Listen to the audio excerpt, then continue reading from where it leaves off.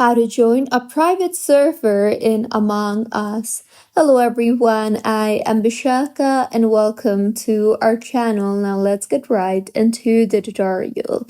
Firstly, go ahead and open the Among Us application on your device and make sure that you are signed into your gaming account.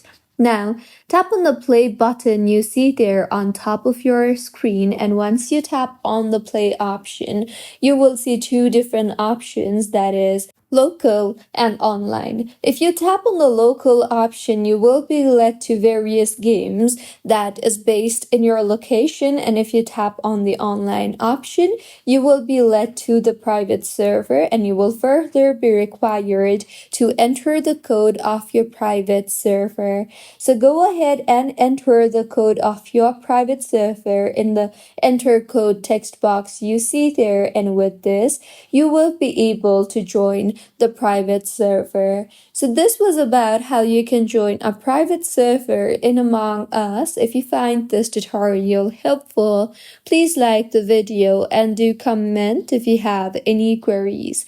Also, do subscribe to our channel for more helpful tutorials like this.